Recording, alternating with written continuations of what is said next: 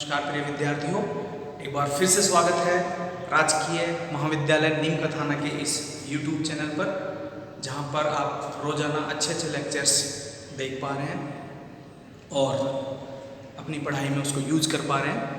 प्रिय विद्यार्थियों, BA second year में हिंदी साहित्य के अंतर्गत हम प्रथम प्रश्न पत्र पढ़ रहे हैं और आज पहला कवि हम पढ़ने जा रहे हैं। उस कवि का नाम है आचार्य केशव। प्रिय विद्यार्थियों, हमारी जो पाठ्य पुस्तक है उसमें पहला अध्याय आचार्य केशव दास का दिया हुआ है। इस अध्याय में हम केशव की जो संकलित रचनाएं हैं, कुछ उनके पद हमारे सिलेबस में इंक्लूड किए गए हैं, उनको पढ़ेंगे, उनका भावार्थ समझेंगे, उनकी व्याख्या करेंगे और उनसे संबंधित प्रश्नोत्तर को हल करेंगे। लेकिन उससे भी पहले आज हम कवि केशव का परिचय प्राप्त करेंगे कि कवि केशव कौन थे, रीतिकाल में उनका क्या स्थान है, उन्हें प्रसिद्धि किन रचनाओं के आधार पर मिली, उनका भाव पक्ष कितना सबल है तथा शैल्पिक उन्नयन कहाँ तक हुआ है। इन सब के बारे में हम समग्रता से बात करेंगे। लेकिन उससे भी पूर्व आचार्य केशव का संक्षिप्त जीवन परिचय आज की क्लास में प्रस्तुत है। प्रिय विद्यार्थियों, जैसा कि आपको ये विदित है कि रीतिकाल में, संपूर्ण रीतिकाल में आचार्य केशव आचार्यत्व का दर्जा पाने वाले प्रथम आचार्य हैं। बहुत से कवि रीतिकाल में हुए हैं, लेकिन उनमें सभी को आचार्य की उपमा से सुशोभित नहीं किया जा सकता। लेकिन केशव वह विद्वान है जो अपनी विद्वता के बल पर आचार्यत्व के मानदंडों को पूरा करने में सफल हुए हैं। इसीलिए हम उन्हें आचार्य के नाम से संबोधित कर रहे हैं। तो आचार्य केशव के बारे में हम पढ़ने जा रहे हैं। प्रिय विद्यार्थियों, आचार्य केशव का जन्म विक्रमी संवत 1555 में अनुमानित हुआ बताते हैं, क्योंकि अभी तक कोई फैक्चुअल डेटा नहीं है, इसलिए अनुमानित है। इनका जन्म ओरछा राज्य में विक्रमी संवत 1555 में हुआ तथा इनकी मृत्यु विक्रमी संवत 1618 में हुई। इनका जो पारिवारिक बैकग्राउंड था, उनकी पारिवारिक पृष्ठभूमि थी, वो बहुत उच्च कुल की थी। इनके जो पिताश्री थे वो ओरछा नरेश के यहाँ आश्रय पाते थे और बाद में इन्होंने भी ओरछा राज्य के अंतर्गत ही अपनी जीविका चलाई। इनका जो परिवार था वो बहुत ज़्यादा प्रतिभाशाली और उच्च कुलीन पढ़ा लिखा परिवार था। संस्कृत के परिवार, उनके पिता सब संस्कृत के बहुत प्रकांड पंडित थे। इसी वजह से आचार्य केशव भी संस्कृत के प्रकांड पंडित थे।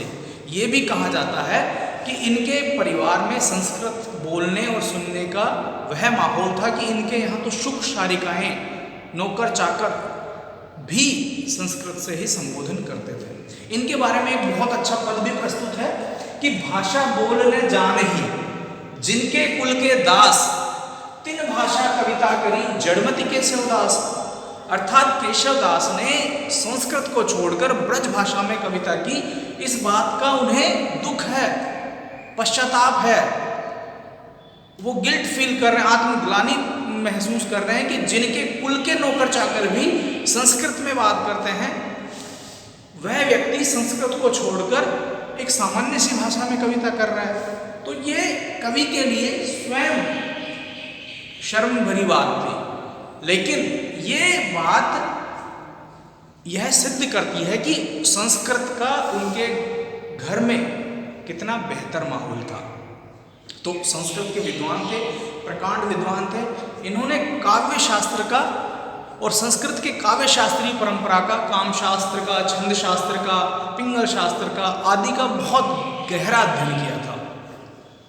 इस वजह से इनका समस्त ज्ञान इनकी रचनाओं पर परिलक्षित होता है। अब बात करते हैं उनके द्वारा लिखी गई पुस्तकों की या रचनाओं की। इनकी जो प्रसिद्धि है एक आचार्य के रूप में, उसका आधार ये 3 ग्रंथ माने जाते हैं। रसिक प्रिया, कवि प्रिया और छंदमाला। आइए देखते हैं इसके अंदर क्या है। रसिक प्रिया जो ग्रंथ है वो काव्य शास्त्रीय संबंधित विवेचनाओं का ग्रंथ है।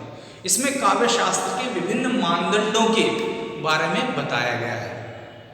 काव्य दोषों की चर्चा की गई है, काव्य गुणों की चर्चा की गई है।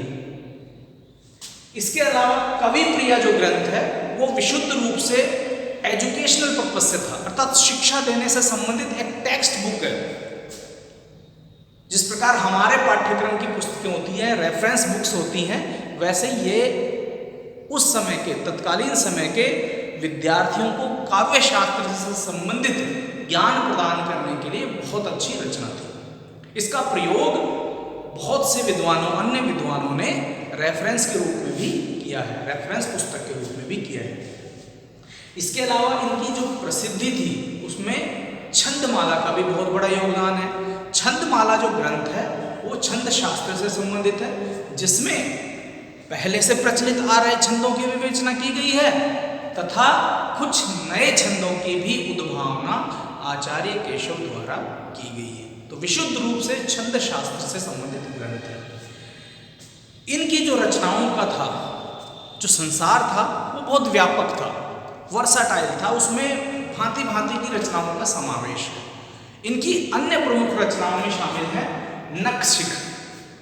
नखशिख वह ग्रंथ है जिसमें नायिका के पांव से लेकर और शिख तक का पूरा शारीरिक अंगों और उपांगों का चित्रण किया जाता है।